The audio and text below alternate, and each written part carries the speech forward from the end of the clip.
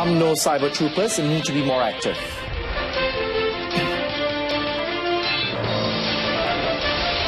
All victims in storage tank fire recovered.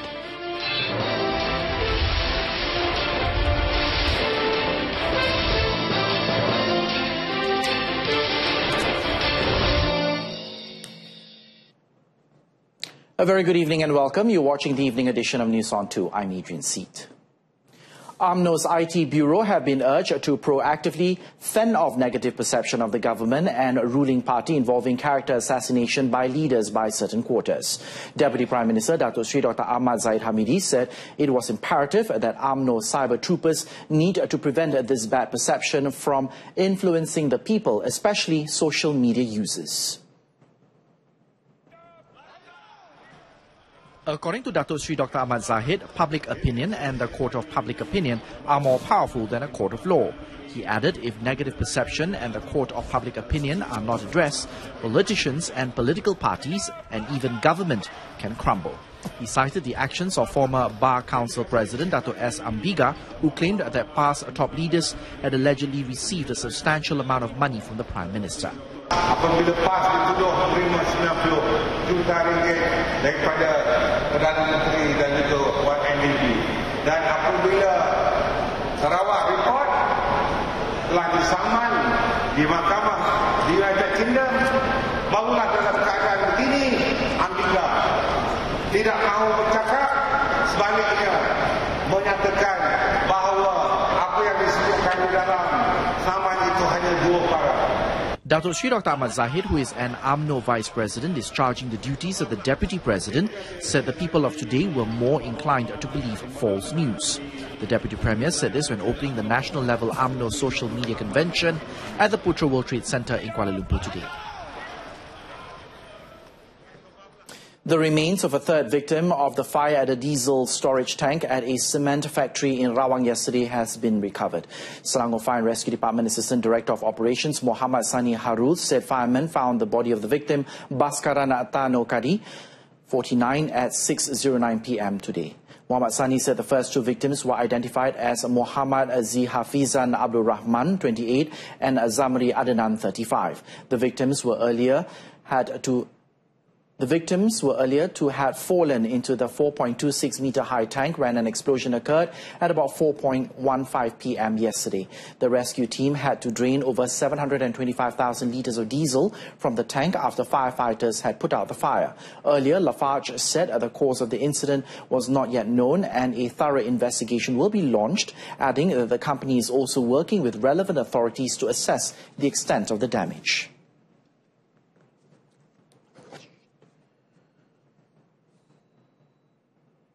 The Johor Malaysian Anti-Corruption Commission, or MACC, has detained a J54 grade Deputy Director of Operations from the Johor Department of Occupational Safety and Health, or DOSH, to assist investigations into a corruption case.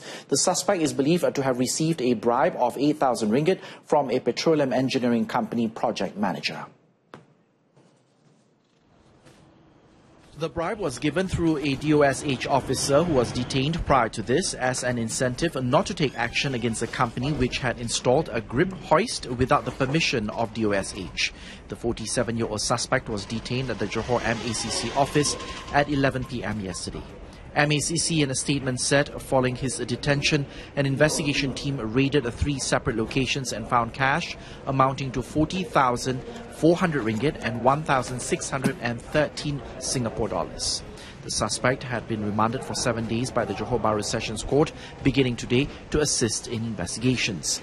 The case is now being investigated under Section 17, Subsection A of the MACC Act 2009, which carries a maximum sentence of 5 times the amount of the bribe, or 10,000 ringgit, whichever is higher, or a jail sentence of not more than 20 years. A 63-year-old man was remanded for 5 days by the Temerloh court to facilitate investigations into a case of sexually molesting a 15-year-old girl. The man, who was also the girl's stepfather, was arrested by police at a house in Felda, Kota Gelangi in Jerantut, Pahang. Initial investigations found that the molestation acts had been going on since 2012. This was when the girl was only 10 years old. The victim was allegedly threatened by her stepfather not to tell anybody about the incidents. The case is now being investigated under Section 14, subsection A of the Sexual Offences Act against children. Upon conviction, the accused is punishable with a maximum 20-year jail sentence and whipping.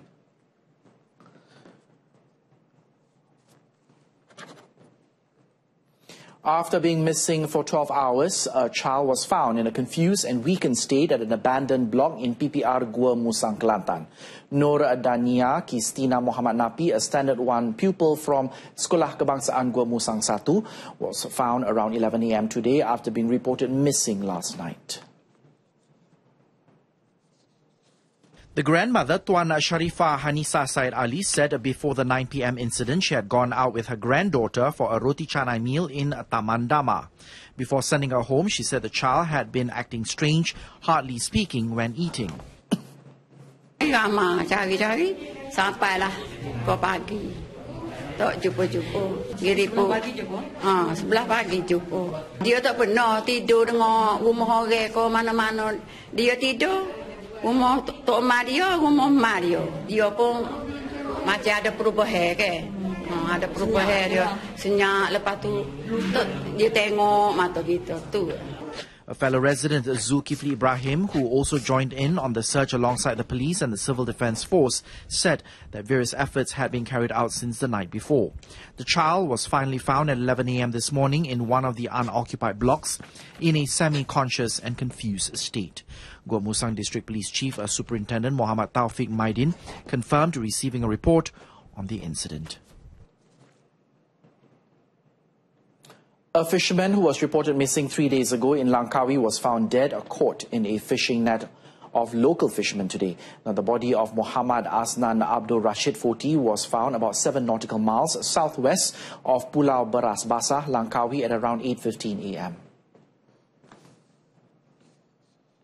Malaysian Maritime Enforcement Agency, or MMEA, Langkawi District 1 Operation Deputy Director Maritime Commander Nurul Azmi Zakaria, in a statement, said they had received a call from one of the fishermen who reported that they found the body as they were pulling up their net. The body was sent to Bukit Malut MMEA Jetty, where it was handed over to the police to be brought to Langkawi Hospital for post-mortem. At around 8 a.m. on Thursday, the victim, Muhammad Aznan from Pendang Kedah, was said to have fallen into the sea as he was pulling up his net in Langkawi waters 7 nautical miles southwest of Pulau Rebak Besar. A search mission was quickly deployed, which involved the MMEA, the Navy, the Marine Police, the Civil Defence Department and local fishermen. The Malacca State Government issued a stern warning on any individual involved in illegal bicycle racing activities, also known as Mat Laja, which has become quite a trend in Malacca. Malacca Chief Minister Datuk Sri Idris Harun said the activities were first detected a month ago. Datuk Sri Idris said that the crimes has worsened as those involved in Mat Laja activities also stole the bikes prepared for the private sector meant for tourists before modifying them for illegal racing. Nampak mereka yang berkelakuan mencurigakan, mencuri kepentingan awam seperti ini, kita sama-sama ambil tindakan dan biarlah mereka berhadapan dengan hukuman. He said this at the investiture ceremony in conjunction with the 79th anniversary of the Malacca Governor, Tun Dr. Muhammad Khalil Yaakob. The Mat Laja activities made headlines in Malaysia when 8 teenagers died, while 8 more were severely injured due to a horrific car crash that occurred on February the 18th in Johor Bahru.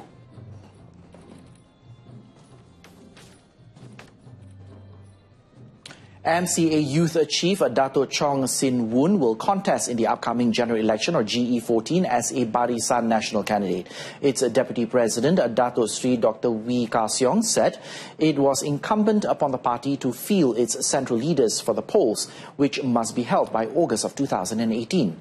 Dato' Chong, who is also Deputy Education Minister, explained that it is the trust and responsibility given by the MCA in the interest and caring for the people. Saya terima kasih kepada parti dan sememangnya dalam sejarah pun Ketua Pemuda MCA semestinya menjadi calon.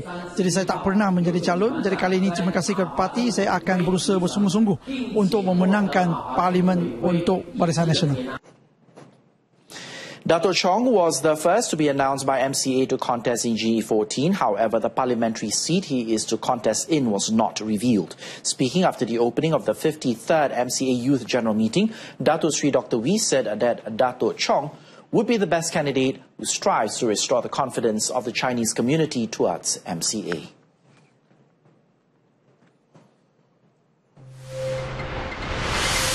Coming up next, Malaysia kicks off Durian Festival in China. Stay with us.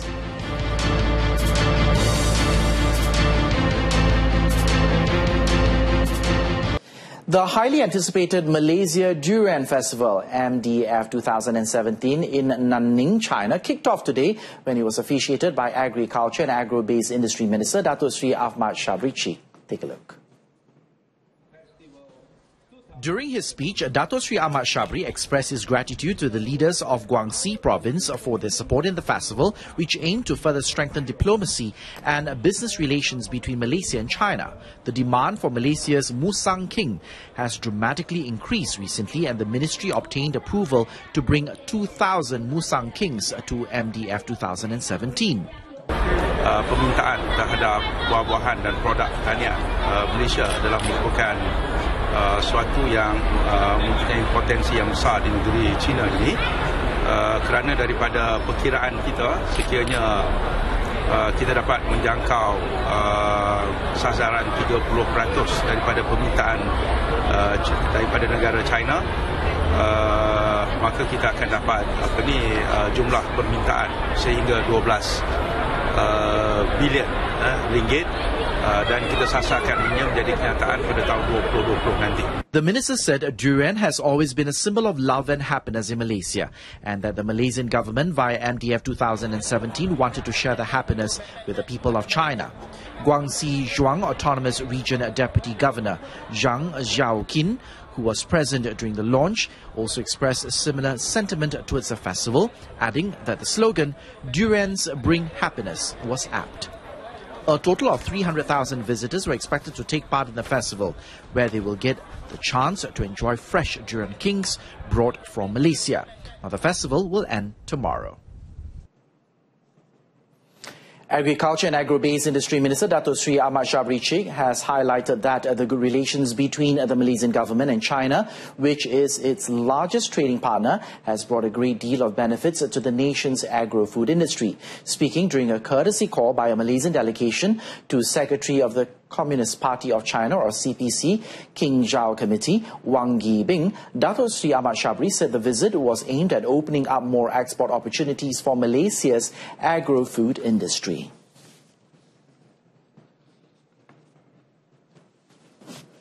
Ini menjadi suatu sebahagian daripada makanan tradisi sejak 1,500 tahun yang lalu, mempunyai nilai yang tinggi. Dato' Sri Ahmad Shabri also launched the Swiftlet Trade and Processing Center in Guangzhou. The cooperation will also help to expedite the approval from the Chinese government to allow unprocessed swiftlet nests worth 1.7 billion ringgit from Malaysia to enter China.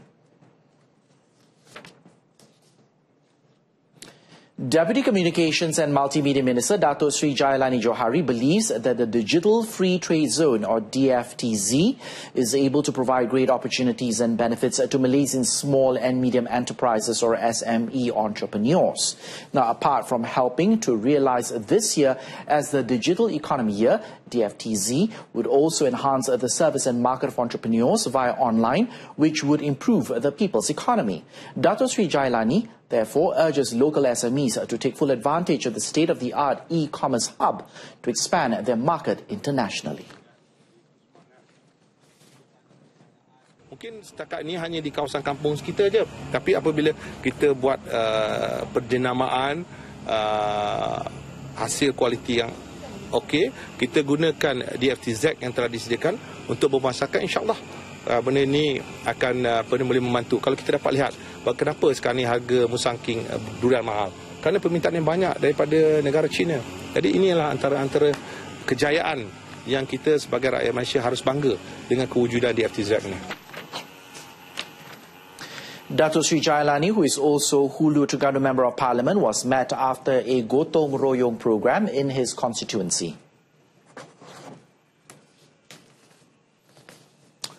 Now, the Congress of Unions of Employees in the Public Service, or QPAX, said it was a bit disappointed that its proposal for a salary revision for the B40 group of civil servants were not considered in Budget 2018.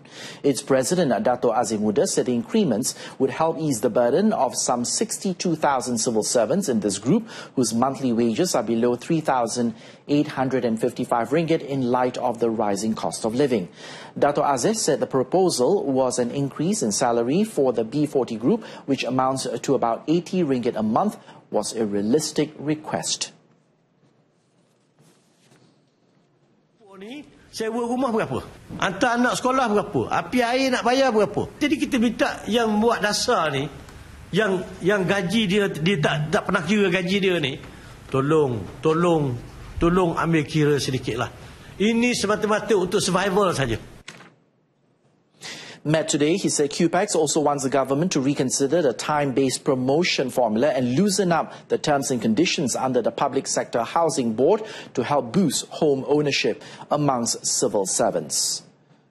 On the home front, Johor Darul Ta'zim coach Uliz Moraes said JDT have the players to finally get their hands on the elusive Malaysia Cup when they face Kedah in the 2017 final at Shah Alam Stadium tonight.